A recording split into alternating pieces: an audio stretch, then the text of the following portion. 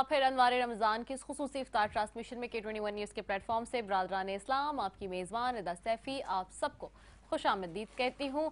और अब यहाँ पे हमारे मुख्तलिफ मेहमान और उलमाए कराम हमारे साथ मौजूद हैं। सबसे पहले जी बैठी हैं सायरा आबदी, उनको खुशामदीद कहती हूँ। आलमा सायरा आबदी साहिबा हैं। अस्सलाम वालेकुम, बहुत शुक्रिया कि आपने हमें ज्वाइन किया। मुफ्ती वसीम सादिक बंदगी साहब बैठे हुए, बहुत शुक्रिया मुफ्ती साहब कि आप हमारे साथ यहाँ पे मौजूद हैं।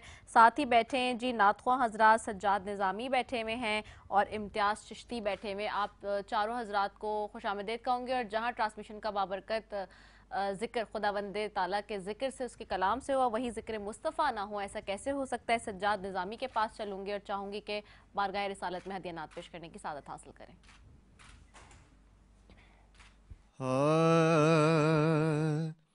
जहाँ भी हो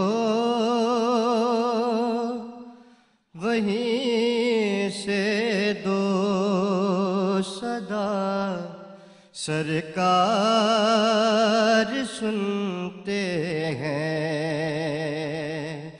जहाँ भी हो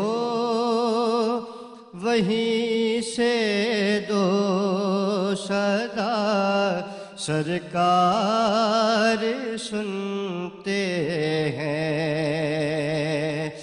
जहाँ भी हो वहीं से दो सदा सरकार सुनते हैं कि सरे आईना सुनते हैं, पसे दीवार सुनते हैं। सरे आईना सुनते हैं, पसे दीवार सुनते हैं। मेरा हर सांस उनकी आहटों के साथ चलता है कि मेरे दिल के धड़कने की भी वो रफ्तार सुनते हैं। मेरे दिल के धड़कने की भी वो रफ्तार सुनते हैं। और गुनाहगारों दुरूद वाले हाना भेज कर देखो। गुनाहगारों दुरूद वाले हाना भेज कर देखो कि वो अपने उम्मती का नग़्मे किरदार सुनते हैं। और मैं सदके जाऊं उनकी रहमत लिल आलमीन के। मैं सदके जाऊं उनकी रहमत लिल आलमीन के। कि पुकारो चाहे जितनी बार वो हर बार सुनते हैं। पुकारो चाहे जितनी बार वो हर बार सुनते हैं। मक्ता पेश कर शायर फरमाते हैं कि मुज़फ़्फ़र जब किसी महफ़िल में उनकी नात पढ़ता हूँ, मुज़फ़्फ़र مظفر جب کسی محفل میں ان کی نعت پڑھتا ہوں کہ میرا ایمان ہے وہ بھی میرے اشعار سنتے ہیں، سر آئینہ سنتے ہیں، پس دیوار سنتے ہیں۔ ماشاءاللہ بہت ہی خوبصورت کلام پیش کرنے کی سعادت حاصل کرے تھے بارگاہ رسالت میں سجاد نظامی صاحب، بہت خوبصورت کلام پیش کیا۔ بے شک یہ ہمارا ایمان ہے کہ وہ سنتے ہیں، یقیناً سنتے ہیں۔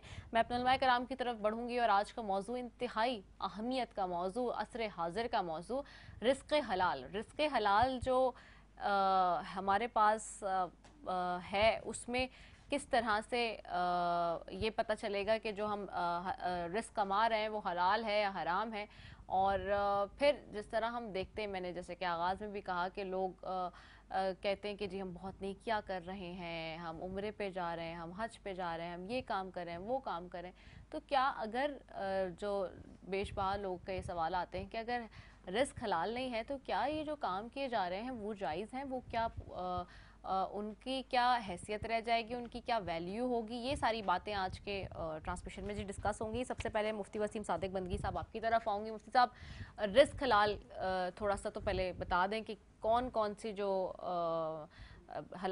رزق ہے اور کون کون سی چیزوں سے جو رزق آ رہا ہے وہ حلال ہے اور حرام کیا ہے، اس کا تھوڑا سا فرق ہم پہلے تو جان لیں۔ اعوذ باللہ من الشیطان الرجیم، بسم اللہ الرحمن الرحیم۔ یا ایھا الناس کلوا مما فی الارض حلالا طیبا، صدق اللہ العظیم۔ بہت ہی اچھا آج کا آپ کا عنوان ہے اور بہت اچھا انتخاب کیا آپ نے، اور میرے خیال سے عصر حاضر میں بہت ضرورت ہے ہمیں اس بات کی کہ ہم تھوڑا سا اس حوالے سے بھی کچھ جان پہچان کریں کہ جو کچھ ہم کھاتے ہیں، کماتے ہیں، جو ہمارے ذرائع آمدنی ہیں یا جو ہمارے پیشے ہیں، جو ہم کام کرتے ہیں، ان میں سے کون کون سی چیزیں وہ ہیں جو ہمارے رزق کو جائز کرتی ہیں اور کون سی ایسی چیزیں جو رزق کو ناجائز کر دیتی ہیں یا دوسرے معنوں میں حرام کر دیتی ہیں۔ ایک تو اسلام کی اصولی بات یاد رکھنی چاہیے کہ دین اسلام ہمیں یہ کہتا ہے کہ اگر تم نے خود بھی کچھ کھانا ہے، اپنی ذات پہ استعمال کرنا ہے، تو اس کا بھی اصول اور ضابطہ یہ ہے کہ وہ رزق تمہارا حلال ہونا چاہیے۔ جیسے ابھی قرآن کی آیت کا ایک حصہ میں نے پڑھا، اس میں اللہ رب العالمین کا یہ ارشاد ہے، یا ایھا الناس کلوا مما فی الارض حلالا طیبا، فرمایا اے لوگو جو کچھ بھی زمین میں سے تم کھاتے ہو وہ حلال اور طیب ہونا چاہیے۔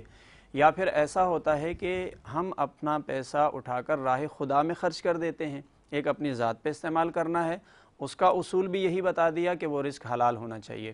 اب اگر تم نے راہ خدا میں خرچ کرنا ہے تو اس کا بھی ضابطہ قرآن نے یہی بیان کیا کہ یا ایھا الذین آمنوا انفقوا من طیبات ما کسبتم، کہا کہ اے ایمان والو جو تم اللہ کی راہ میں خرچ کرتے ہو وہ بھی حلال ہونا چاہیے۔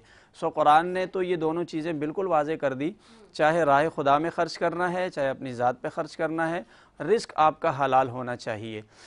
آقا علیہ الصلوۃ والسلام نے یہ بھی ارشاد فرمایا ہے کہ یہ جو رزق حلال طلب کرنا ہے، یعنی اگر اس کو کوئی بوجھ سمجھتا ہے اپنے اوپر اور کہتا ہے نہیں جی کہیں سے بھی مجھے کچھ ملتا ہے بس غنیمت ہے، میرے پاس آ جانا چاہیے، اور مجھے اس بات کی تمیز کرنے کی ضرورت نہیں ہے کہ نہیں میں بڑی باریک بینی سے ڈیپ میں جا کر دیکھوں کہ یہ میرے پاس آنے والا پیسہ، یہ میری رقم، یہ میرا رزق، اس میں کوئی حرام کا شبہ تو نہیں ہے، تو کوئی اپنے اوپر بوجھ سمجھتا ہے، تو آقا علیہ السلام نے اس کی بابت یہ ارشاد فرمایا ہے کہ رزق حلال کا طلب کرنا بھی یہ ایک فریضہ ہے۔ یعنی جس طرح آپ اور چیزوں کو اپنی ذمہ داری سمجھتے ہیں، مثال کے طور پر ہم عبادت کی بات لے لیتے ہیں، ہم نماز پڑھنے کو جیسے ہمارے اوپر فرض قرار دیا، تو اسی طرح رزق حلال کو طلب کرنا یہ بھی ہمارے لیے فرض قرار دیا گیا ہے، لہٰذا اس کو اپنی ذمہ داری سمجھنا ہے۔ اور دوسرا یہ کہ اس کو عبادت کا درجہ دیا گیا۔ لوگ سمجھتے ہیں کہ نماز پڑھنا عبادت ہے، حج اور عمرہ کرنا عبادت ہے، قرآن کی تلاوت عبادت ہے، روزہ رکھنا عبادت ہے، نہیں، رزق حلال کا طلب کرنا یہ بھی عبادت ہے۔ کچھ عبادتیں ڈائریکٹ ہیں، کچھ انڈائریکٹ ہیں، تو یہ بھی جو ہے عبادت کا درجہ رکھتا ہے۔ اب اگر کسی کا رزق حلال کا نہیں ہے، اس کے ذرائع آمدنی حرام ہیں. اگر میں اس ڈیٹیل میں جاؤں، جیسے آپ نے کہا کہ حلال اور حرام کا فرق کر لیا جائے، اس پہ بھی بات کرتے ہیں، لیکن یہ اچھا ہے کہ آپ نے بریف کر دیا، اس پہ بھی ہم کرتے ہیں. وہ سوالات آ بھی رہے ہیں بہت سارے، تو اس پہ بھی کرتے ہیں. میں عالمہ سائرہ عابدی صاحبہ کی طرف بھی جاتی ہوں. عالمہ صاحبہ، یہ تھوڑا سا پہلے یہی بریف پہ چلے جائیں کہ جو رزق حلال ہے، اور مفتی صاحب نے جیسے ابھی فرمایا اور عرض کیا انہوں نے بھی، حلال اور حرام میں کیا فرق ہے، تھوڑی سی اس کے اوپر پہلے ڈیفینیشن پہ بات کر لیں. جی، رزق حلال ہے یا حرام، اس سے پہلے رزق کی جو ڈیفینیشن ہے نا ہمارے سامنے، ہمیں اس کو جاننا ضروری ہے. ہم سمجھتے ہیں کہ اگر کسی کے پاس لگژری لائف ہے تو وہ اس کے پاس مطلب رزق زیادہ ہے، جبکہ رسول اللہ صلی اللہ علیہ وسلم فرماتے ہیں کہ احمقوں کے پاس جو ہے وہ رزق زیادہ ہوگا. کیوں؟ کیونکہ مولا متقیان کا یہ جملہ بڑا مشہور ہے کہ یہ دنیا وہ ہے کہ جس کے حلال میں حساب ہے اور حرام میں عذاب ہے. تو رزق کے جو معنوی جو اس کے معنی ہیں نا، ہمیں اس کے جاننا ہے. ہم مادی معنی کو جانتے ہیں کہ ہمارے پاس پیسہ ہو تو یہ حلال ہے، اور اس کے ذرائع کہ ہم محنت کرتے ہیں. عموماً کچھ ذرائع ایسے ہیں جن کو دنیا میں پہلے حرام سمجھا جاتا تھا، لیکن اب چونکہ علماء نے اس کے اوپر ریسرچ کی کہ اس پہ محنت کر کے کس طرح سے لوگ حلال کما رہے ہیں، کہ سود نہیں ہے، یہ نہیں، اور پھر اب اس چیز کو یعنی جیسے اسلامک بینکنگ ہے اس کو ایک الگ فیکٹر بنا دیا. لیکن یہاں رزق کے معنوں پہ جب میں گفتگو کر رہی ہوں تو رزق کے معنوں میں کافی مطلب وسعت ہے. مادی معنی تو ہم پیسوں کے لیتے ہیں، لیکن اس کے معنوی معنی کیا ہے؟ اگر ہمارے پاس نعمت ہے، آرام ہے، آسائش ہے، اور یہ آرام جو ہے ہمارا قلبی آرام ہے، ہمارا ایمانی آرام ہے کہ ہم نے کسی کا حق، ہم نے کسی کی حق تلفی نہیں کی، تو یہ آرام بھی ہمارے لیے رزق ہے. بہترین دوست کا ہونا ہمارے پاس یہ رزق ہے. بہترین اولاد ہونا یہ بھی رزق ہے. اور جس طرح سے مفتی صاحب نے فرمایا کہ حرام ذرائع، جب ہم حرام ذرائع سے رزق کماتے ہیں اس کے اثرات بہت مطلب دکھتے ہیں ہمیں کہ کتنے اس کے نقصانات ہیں. سب سے بڑا نقصان تو یہی ہے کہ آپ جب رزق حرام کھاتے ہیں تو عبادتوں میں آپ کو وہ لطف ہی نہیں ملتا. اللہ اکبر، کیا خوبصورت بات کری. اور اسی کے ساتھ ایک وقفے کی طرف جانے ہیں، وقفے سے واپس آ رہے ہیں تو پھر مزید ٹرانسمیشن کے سلسلے کو آگے بڑھائیں گے. السلام علیکم ورحمۃ اللہ وبرکاتہ.